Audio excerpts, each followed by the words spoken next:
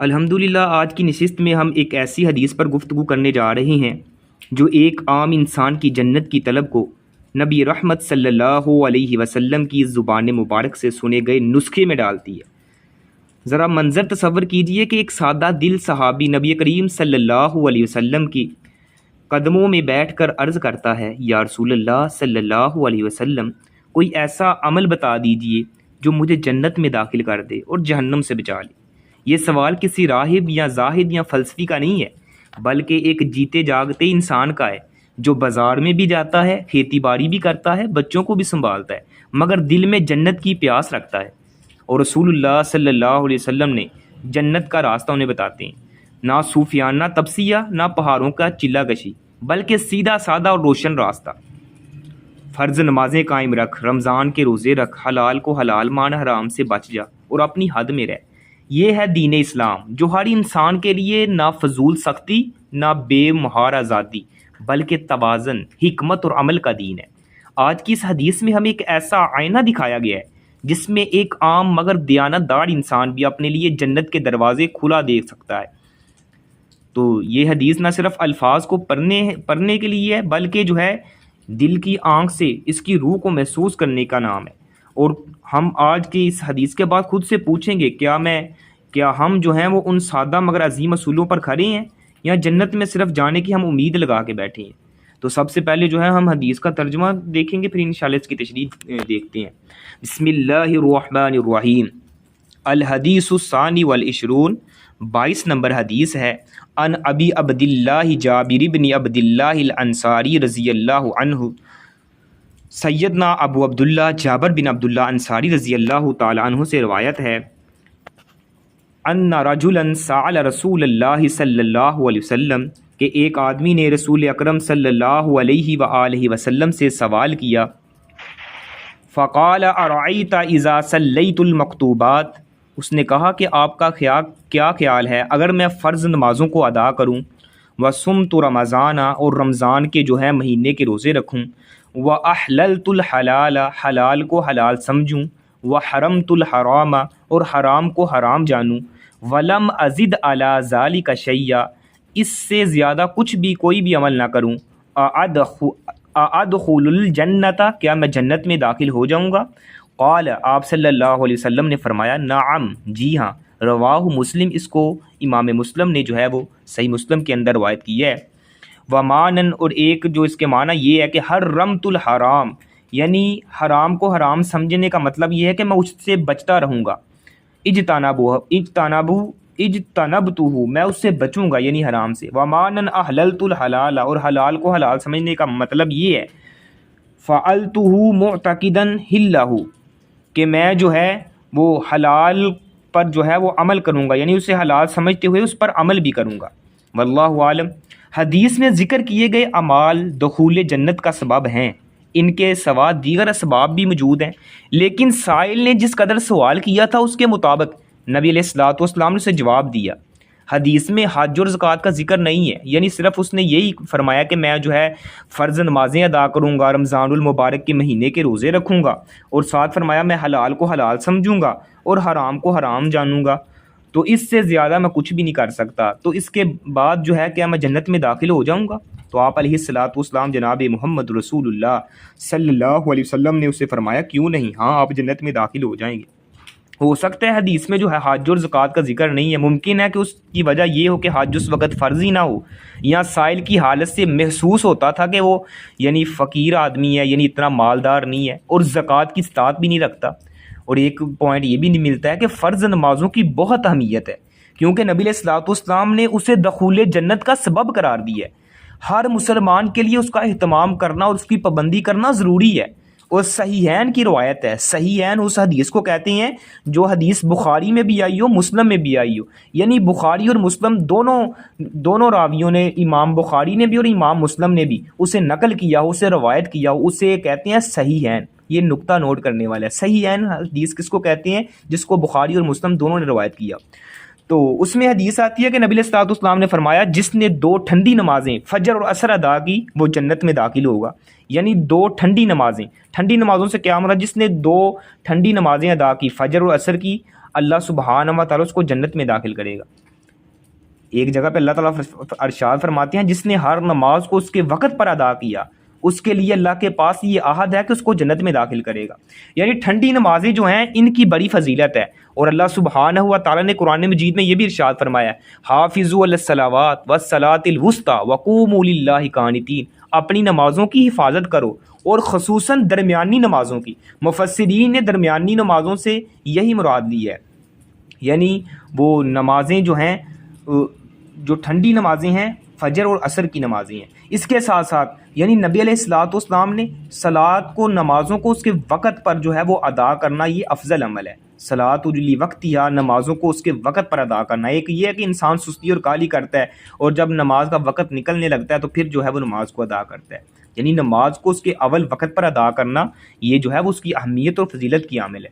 اسی کے ساتھ ساتھ رمضان کے روزے بھی دخول جنت کا ایک سبب ہیں۔ حدیث قدسی ہے کہ اللہ تعالیٰ فرماتے ہیں کہ بندے کا ہر عمل خود اس کے لیے ہوتا ہے، ہر نیکی کا جو ہے 10 گنا ثواب اللہ سبحانہ و تعالیٰ نے رکھا ہوا ہے، لیکن اللہ سبحانہ و تعالیٰ فرماتے ہیں سوائے روزے کے کہ وہ میرے لیے ہے اور اس کا اجر بھی میں خود دوں گا، اس کا بدلہ بھی میں خود دوں گا۔ اور ایک پوائنٹ یہ بھی اس حدیث سے نکلتا ہے کہ حلال کو حلال سمجھنے کا مطلب یہ ہے کہ اس کو حلال مان کر اس پر عمل کیا جائے، لہٰذا اس میں واجب و مستحب اور مباح سب داخل ہیں۔ حرام کو حرام سمجھنے کا مطلب یہ ہے کہ اس کو حرام مان کر اس سے دور رہا جائے۔ جس نے کسی حرام کے حلال ہونے کا عقیدہ رکھا تو اگرچہ وہ اس کا ارتکاب نہ بھی کرے پھر بھی جو ہے وہ کافر ہو جاتا ہے، یعنی معاملہ کسی حلال کے حرام ہونے کا عقیدہ رکھنے پر بھی ہے، یعنی جو اللہ نے حرام کیا اس کو حرام جانے، جو اللہ نے حلال اس کے لیے کیا اس کو حلال جانے۔ اسی کے ساتھ ساتھ جس شخص نے کسی کمی بیشی کے بغیر فرائض کی ادائیگی کی اور محرمات سے اجتناب کیا وہ جنت میں ضرور داخل ہوگا۔ اور ایک پوائنٹ یہ بھی نکلتا ہے کہ جملہ انسانی اعمال جو ہیں تو دل سے کیے جاتے ہیں یا دیگر جسمانی اعضاء سے، اور شریعت نے انہیں کرنے کی اجازت دی ہے یا ان کے کرنے سے روکا ہے۔ جن کاموں کی اجازت دی گئی ہے انہیں حلال کہا جاتا ہے، اور جن کاموں سے شریعت نے روکا ہے انہیں حرام کہا جاتا ہے۔ اس لحاظ سے حلال و حرام میں سارے کام داخل ہو جاتے ہیں۔ تو جو شخص حلال کو حلال سمجھ کر اپنائے گا، حرام کو حرام سمجھ کر دور رہے گا اس سے، اس نے پورے دین پر عمل کر لیا، کیونکہ حلال اور حرام سے باہر کوئی چیز ہے ہی نہیں ہے۔ یعنی سمجھ لیں کہ یہ پوری حدیث کے اندر جو حلال اور حرام کی جو شرط لگی ہوئی ہے نا، اس میں پورا دین جو ہے وہ سمیٹ لیا گیا ہے۔ یعنی حلال اور حرام کے درمیان ہی تو پورا دین ہے۔ اگر وہ جو شخص ہے وہ حلال کو حلال سمجھ کر اپنائے گا اور حرام کو حرام سمجھ کر اس سے دور رہے گا تو سمجھ لیں کہ اس نے پورے دین پر عمل کر لی ہے، کیونکہ حلال و حرام سے باہر کوئی چیز باقی ہے ہی نہیں۔ اور جس شخص کو دینی مسائل معلوم نہ ہو اسے جو ہے وہ علماء سے، اہل علم سے سوال کر لینا چاہیے۔ اللہ سبحانہ و تعالیٰ بھی فرماتے ہیں فَاسْأَلُوا أَهْلَ الذِّكْرِ إِن كُنتُمْ لَا تَعْلَمُونَ، اہل علم سے آپ اپنے سوالات کر سکتے ہو۔ تو یہ حدیث جو ہے اس لحاظ سے بھی بڑی اہم ہے۔ اس کو اگر صحابہ کرام رضوان اللہ مجمعین کے دور اور ان کے طریقے، ان کی سیرت سے دیکھا جائے تو صحابہ کرام رضوان اللہ مجمعین کس قدر جو ہے وہ احادیث پر عمل بھی کرتے تھے، اور ان کی سیرت سے اگر مطالعہ کیا جائے تو ان کی سیرت سے ہمیں یہ واقعات بھی ملتے ہیں۔ نبی علیہ الصلوۃ والسلام جناب محمد رسول اللہ صلی اللہ علیہ وآلہ وسلم نے فرمایا جس نے جو ہے فرض نمازوں کی پابندی کی، رمضان کے روزے رکھے، حرام سے بچا، حلال کو حلال مانا اس نے، اور سچ بولا، نبی کریم نے فرمایا میں اس کے لیے جنت کی ضمانت دیتا ہوں۔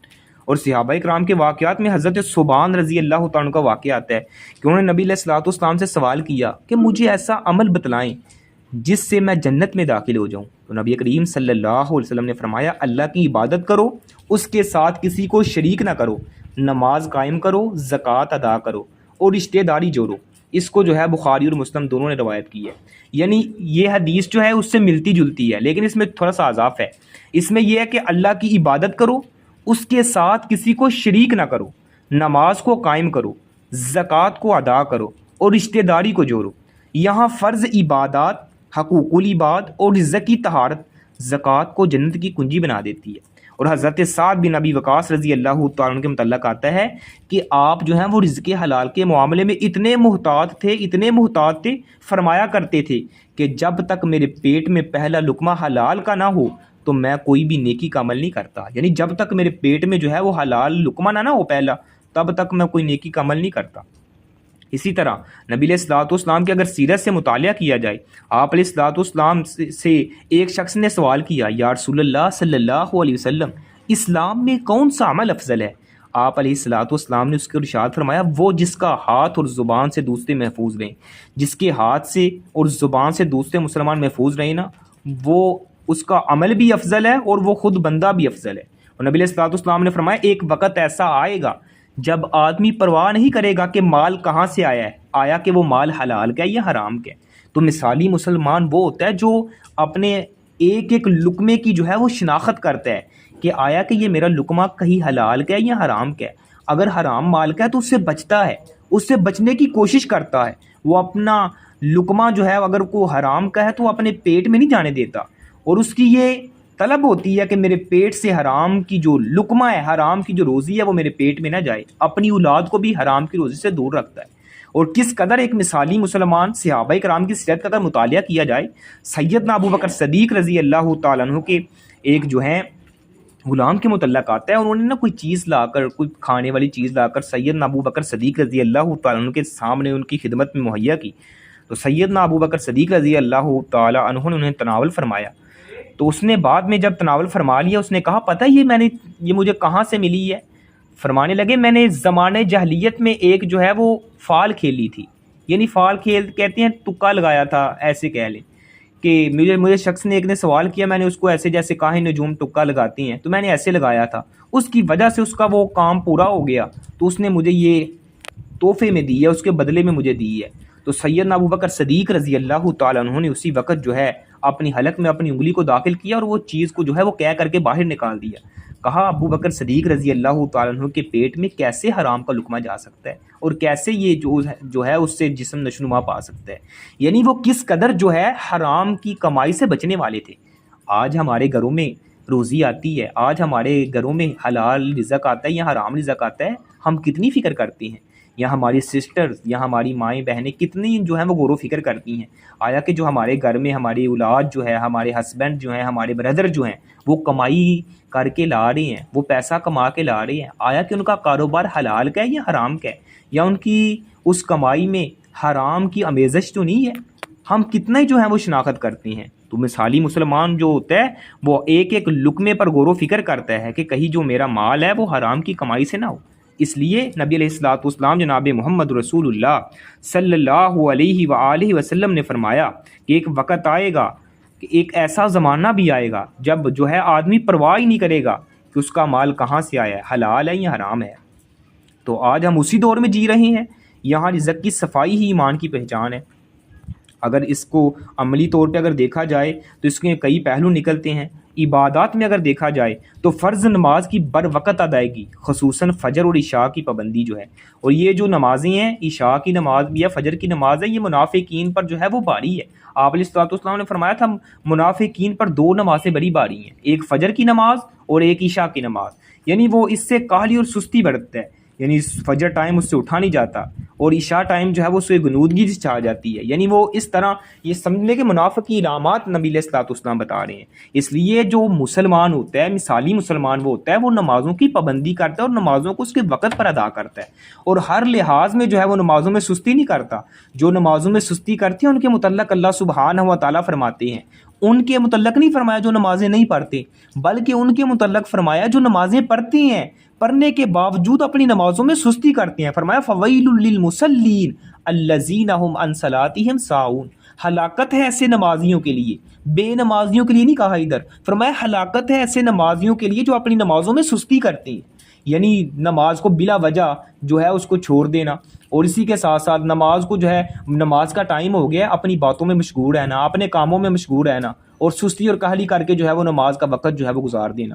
تو ایسے نمازیوں کے لیے اللہ سبحانہ و تعالیٰ نے قرآن میں ہلاکت کا سبب قرار دی ہے۔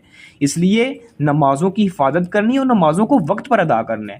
بلکہ چند دن پہلے وہ ایک بھائی نے مجھے میسج کیا، انہوں نے کہا کہ یہ سسٹر جو ہیں کلاس تو لیتی ہیں لیکن نماز کوئی نہیں پڑھتی۔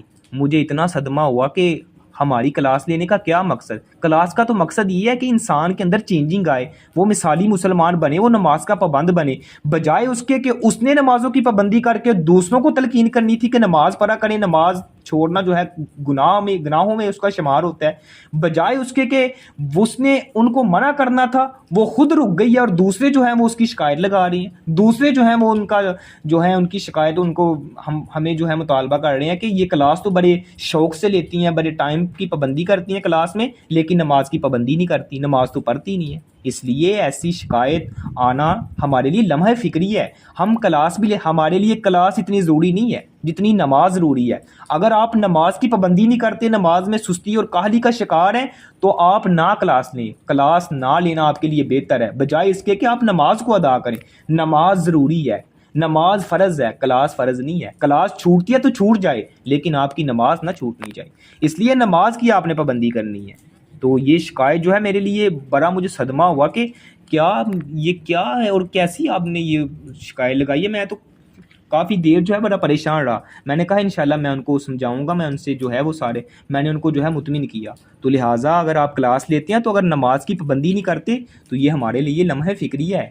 آپ نے مثالی مسلمان بننا ہے تو آپ کے اندر یہ خصوصیت ہونی چاہیے، سب سے پہلے آپ نماز کے پابند ہوں، نماز کی پابندی کرنے والے ہوں، دوسروں کو جو ہے آپ نے دوسروں کو اپنے ساتھ ملانا تھا، دوسروں کو ترغیب دلانی تھی نماز پڑھنے کی، بجائے اس کے کہ آپ جو ہیں وہ بے نماز پڑھ رہے ہیں۔ اسی کے ساتھ ساتھ آپ کے رزق میں جو ہے وہ حرام اور حلال کی جو ہے اس کی تمیز ہونی چاہیے۔ آپ نے حرام رزق سے دور رہنا ہے، دیکھنا ہے کہ آیا کہ میرا رزق کسی سودی کاروبار سے تو نہیں حاصل ہو رہا، اس میں سود کی ملاوٹ تو نہیں ہے، رشوت کی آمیزش تو نہیں ہے، کیونکہ سود کے متعلق نبی علیہ الصلوۃ والسلام نے فرمایا جو سود کا ایک لقمہ کھاتا ہے وہ ایسے ہے جیسے 36 مرتبہ جو ہے اپنی ماں کے ساتھ منہ کالا کرتا ہے، یعنی کس قدر جو ہے وہ گناہوں میں اس کا شمار ہوتا ہے، کبیرہ گناہوں میں۔ اسی کے ساتھ رشوت کے متعلق نبی علیہ الصلوۃ والسلام نے فرمایا الراشی والمرتشی کلاہما فی النار، رشوت دینے والا اور رشوت لینے والا دونوں جو ہیں وہ جہنمی ہیں۔ اسی طرح جو چوری کرتا ہے، نبی علیہ الصلوۃ والسلام نے فرمایا جو چوری کرتا ہے اس کے ہاتھ کاٹ دیے جائیں۔ اور نبی علیہ الصلوۃ والسلام کے زمانے میں بنو مخزوم کے قبیلے کے ایک فاطمہ نامی لڑکی نے جو ہے وہ چوری کی، تو اس قبیلے والوں کا یہ مطالبہ تھا کہ ہم جو ہیں اونچے خاندان والے ہیں، تو انہوں نے کہا حضرت اسامہ بن زید رضی اللہ تعالیٰ عنہ سے انہوں نے کہا سفارش کروائی کہ نبی علیہ الصلوۃ والسلام سے سفارش کرو کہ ہماری عورت کے ہاتھ کٹنے سے بچ جائیں، اس کی وجہ سے ہماری جو ہے معاشرے میں ناک کٹ جائے گی۔ جب نبی علیہ الصلوۃ والسلام کے پاس یہ واقعہ پہنچا، یہ معاملہ اور یہ تمام قسم کی بات پہنچی، آپ علیہ الصلوۃ والسلام نے فرمایا اگر میری بیٹی فاطمہ بھی چوری کرتی میں محمد صلی اللہ علیہ وسلم اس کے بھی ہاتھ کاٹ دیتا۔ یعنی کس قدر شریعت نے جو ہے پابندیاں اور حدود رکھی ہیں، ان حدودوں کو پامال کرنا یہ بھی گناہوں میں اس کا شمار ہوتا ہے۔ اس لیے نبی علیہ الصلوۃ والسلام میں اپنی حد میں رہ، یعنی اللہ کے احکام کی حفاظت کرنی ہے اور حدود کی بھی حفاظت کرنی ہے۔ یعنی اگر میری بیٹی بھی چوری کرتی تو میں اس کے بھی جو ہے وہ ہاتھ کاٹ دیتا۔ پہلی جو قومیں ہیں وہ کیوں تباہ ہوئیں؟ یعنی ان میں سے جو طاقتور جرم کرتا، گناہ کرتا، اس کو جناب چھوڑ دیا جاتا، اور جو کمین جو ہوتا، جو غریب طبقے کا ہوتا، اس کو جو ہے وہ سزا دی جاتی۔ اسی وجہ سے پہلی قومیں جو ہے تباہ ہو گئی ہیں۔ اس لیے نبی علیہ الصلوۃ والسلام نے ایک اصول و ضوابط قائم کی ہیں، دین کے اندر آپ کو یہ اصول و ضوابط ملیں گے، اور دین ایک ایسا اللہ سبحانہ و تعالیٰ نے اسلام ایک ایسا دین ہے جو تمام معاملات میں نظم و ضبط بھی رکھتا ہے، اور انسان کو جو ہے پوری جو ہے چیزوں کو فراہم کرتا ہے، اس کو نظم و ضبط سکھاتا ہے، اس کو زندگی گزارنے کے اصول و ضوابط اور رول سکھاتا ہے، یعنی ایسا پیارا دین ہے۔ اس لیے رزق کے اندر یہ سارے چیزوں سے، جھوٹ سے بچے، جھوٹے دھندے سے بچے، جھوٹے کاروبار سے بچے۔